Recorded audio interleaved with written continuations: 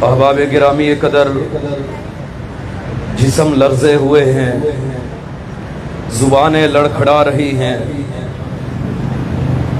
گفتار الجھی ہوئی ہے کہ عید کے دن مسلمانوں کو ایک نیا زخم دیا گیا، مسلمانوں کی کتاب کو جلایا گیا۔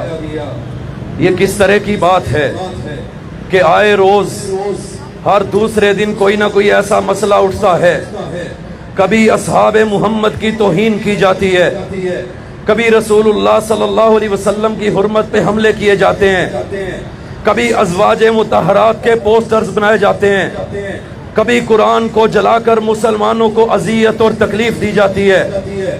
عالمی ممالک کے منہ کے اوپر ایک زوردار تماچا ہے جو ہر طرح کے حقوق کی بات تو کرتے ہیں، لیکن مسلمانوں کے اوپر اٹھنے والے اس ظلم و ستم کہ جن کے اندر ہمارے مقدسات کو جلایا بھی جاتا ہے، توہین بھی کی جاتی ہے، کوئی اس کے اوپر کان دھرنے کو تیار نہیں ہے۔ حضرات گرامی قدر، یہ کس طرح کی بات ہے کہ مجھے پیٹا بھی مجھے جاتا ہے، ظلم بھی میرے اوپر کیا جاتا ہے، میرے اوپر ظلم و ستم کے پہاڑ بھی توڑے جاتے ہیں، کتاب بھی میری جلائی جاتی ہے، توہین بھی میرے نبی کی ہوتی ہے، برا بھلا بھی میرے صحابہ کو کہا جاتا ہے، لیکن دنیا کے اندر دہشت گرد پھر بھی میں ہوتا ہوں، دنیا کے اندر انتہا پسند پھر بھی میں ہوتا ہوں۔ آج وہ لنڈے کے لبرل بھی کہاں بلوں میں گھس چکے ہیں جو آئے روز پاکستان کی سڑکیں بلا کر کے احتجاج کر رہے ہوتے ہیں کہ یہاں انسانوں کو حقوق نہیں ملتے، اور تمہیں اپنے انسانوں کے دو ٹکے کے لوگوں کے حقوق تو یاد آتے ہیں، تمہیں قرآن کے حقوق یاد کیوں نہیں رہتے؟ تمہیں رسول اللہ کے حقوق یاد کیوں نہیں رہتے؟ تمہیں شاعر اللہ کے حقوق یاد کیوں نہیں رہتے؟ آج کوئی بھی مسلمان دنیا کے اندر آپ نے تاریخ میں بھی نہیں دیکھا ہوگا کہ کبھی کسی مسلمان نے تورات کی توہین کی ہو، کبھی کسی مسلمان نے انجیل کی توہین کی ہو۔ ہم تو تورات کی بھی حفاظت کرنے والے، ہم زبور کا بھی احترام کرنے والے، ہم آسمانی کتب کے اوپر ایمان کو رکھنے والے، ہم تمام انبیاء کی حرمت کے قائل، ہم تمام انبیاء کی جو ہے عزت و ناموس کا خیال رکھنے والے۔ آخر یہ کیا بات ہے کہ آئے دن ہمارے رسول کی توہین کی جائے، آئے دن جو ہے ہمارے قرآن کو جلایا جائے، اور پھر عید والے دن کا انتخاب کر کے اس ویڈیو کو وائرل کیا گیا، قرآن کو جلایا گیا۔ وجہ کیا ہے؟ ہمارے ایمان ٹٹولنا چاہتے ہیں، وہ ہمارے ایمان کو ماپنا چاہتے ہیں۔ یاد رکھو، کتاب سادہ رہے گی کب تک؟ کبھی تو آغاز باب ہوگا، جنہوں نے بستی اجاڑ ڈالی کبھی تو ان کا حساب ہوگا۔ وہ دن گئے کہ جب ہر ستم کو ادائے محبوب سمجھ کے چپ تھے، وہ دن گئے کہ جب ہر ستم کو ادائے محبوب سمجھ کے چپ تھے۔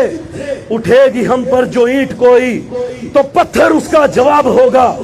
یاد رکھو، ہمارے حکمرانوں کی بے حمیتی ہو سکتی ہے، لیکن پاکستان کی عوام یورپ کو یہ پیغام دینا چاہتی ہے، نہ تو ہم بے حمیت ہیں، نہ ہم بے غیرت ہیں کہ ہم اپنے رسول کی توہین کو گوارا کر سکیں۔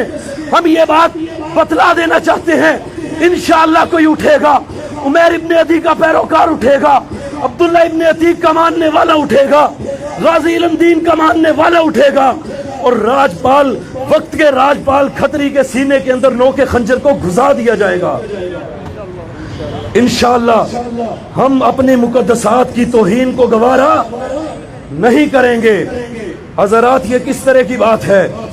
یہ وہ مہینہ ہے کہ جب اس مہینے کے اندر جامع القرآن سیدنا عثمان بن عفان رضی اللہ تعالیٰ عنہ کو شہید کر کے ہم سے چھینا گیا تھا۔ آج یہ لوگ یہ سمجھتے ہیں کہ یہ قرآن کو جلا دیں گے تو قرآن ہم سے چھن جائے گا۔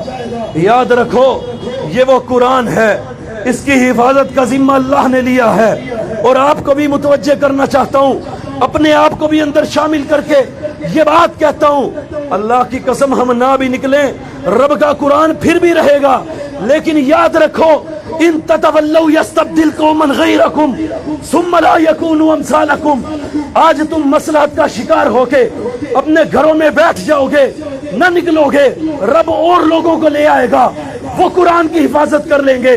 لیکن آج اگر تم نکل آؤ گے قرآن کے لیے، رسول اللہ کی حرمت کے لیے، اصحاب محمد کی حرمت کے لیے تو تم اپنے نامہ اعمال کے اندر نیکیوں کو درج کروا لو گے، اپنی آخرت کو بہتر کر لو گے۔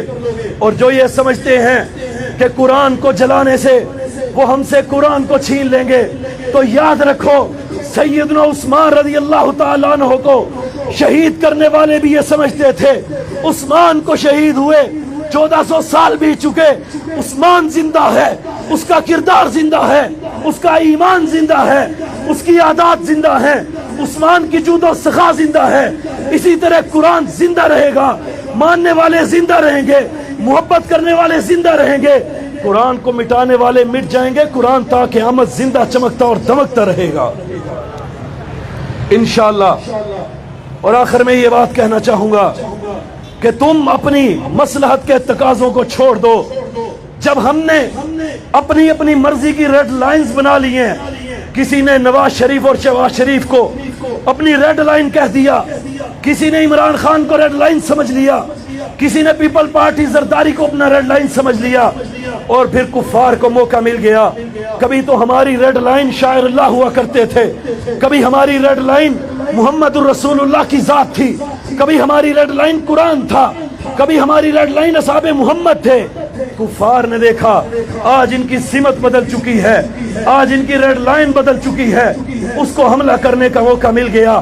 لیکن آج ہم یہ پیغام دینا چاہتے ہیں، اپنے حکمرانوں کو بھی کہنا چاہتے ہیں، احتجاج ہمارا حق ہے، احتجاج ہم کر رہے ہیں، ہمارے پاس اختیار نہیں ہے، اختیار آپ کے پاس ہے۔ اگر آپ بھی احتجاج ہی کریں گے تو پھر اقتدار کو چھوڑ دیجئے، کرسی کو چھوڑ دیجئے۔ آپ کا کام فیصلہ لینا ہے، فیصلہ کرنا ہے، احتجاج کرنا نہیں ہے۔ ان لوگوں کا کلا کما کرنا آپ کا فیصلہ ہے، یہ نظام بنانا آپ کا جو ہے وہ کام ہے۔ آپ کا کام فیصلہ کرنا ہے۔ احتجاج ہم کر رہے ہیں، احتجاج آج پورے پاکستان میں ہو رہے ہیں، اور ہم یہ بات بتا دینا چاہتے ہیں، اس جگہ کے اوپر کھڑا ہوا ہر جوان، ہر بوڑھا، ہر بچہ یہ بات کہہ رہا ہے کہ میری ریڈ لائن نہ عمران خان ہے، نہ زرداری ہے، نہ نواز شریف ہے، ہماری ریڈ لائن اللہ کا کلام ہے، محمد الرسول اللہ کی ذات ہے، اصحاب محمد ہیں، رب کی کتاب ہے۔ جو بھی ہماری ریڈ لائن کو کراس کرنے کی کوشش کرے گا انشاءاللہ ہم اسے صفحہ ہستی سے مٹا کے رکھ دیں گے۔